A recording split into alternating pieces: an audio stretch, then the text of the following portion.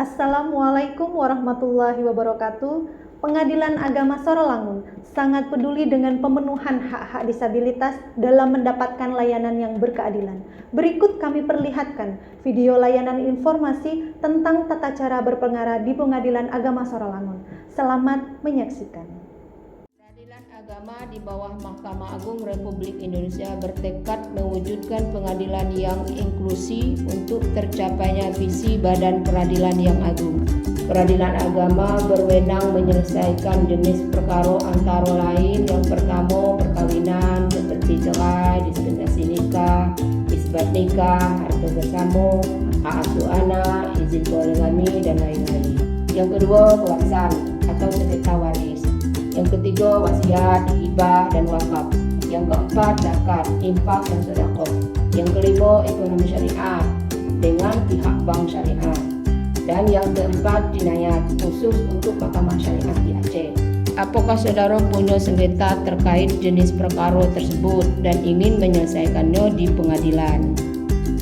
Saudara dapat mendaftarkan perkara dengan datang ke kantor pengadilan secara langsung atau secara online yang dikenal dengan sistem elektronik.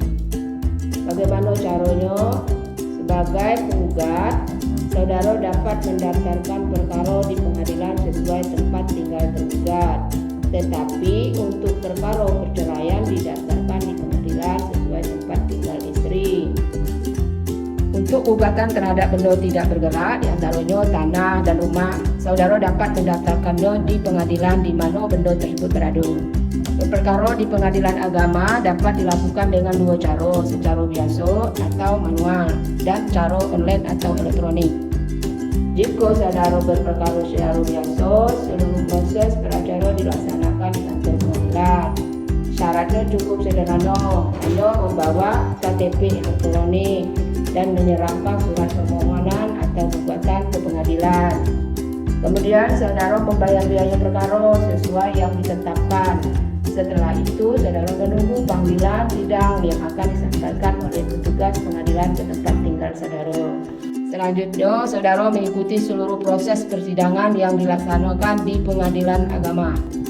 Saudara dapat juga berperkara secara online atau elektronik yang dilakukan secara pribadi maupun diwakili oleh kuasa hukum. Jika saudara diwakili oleh kuasa hukum, maka seluruh proses beracara akan diwakili oleh kuasa hukum saudara. Jika saudara mendaftarkan secara pribadi dengan cara elektronik, saudara harus memiliki akun ekor yang dibantu di kantor pengadilan dengan membawa KTP elektronik.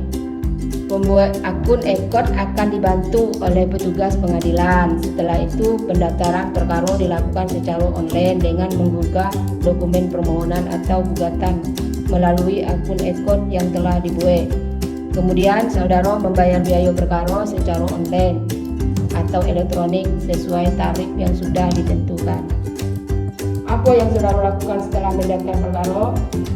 Setelah perkara didaftarkan, saudara cukup menunggu panggilan sidang yang akan dikirim melalui email yang telah ditetapkan. Untuk tergugat atau termohon, panggilan sidang akan disampaikan oleh petugas pengadilan. Jika dalam persidangan tergugat atau termohon setuju untuk beracara secara elektronik, maka akan dibantu untuk membuat akun ekor. Selanjutnya, proses persidangan seperti jawab-menjawab, kesimpulan, pembacaan putusan, dan penyampaian salinan putusan dilakukan secara elektronik. Terkecuali pembuktian, saudara harus datang langsung ke pengadilan.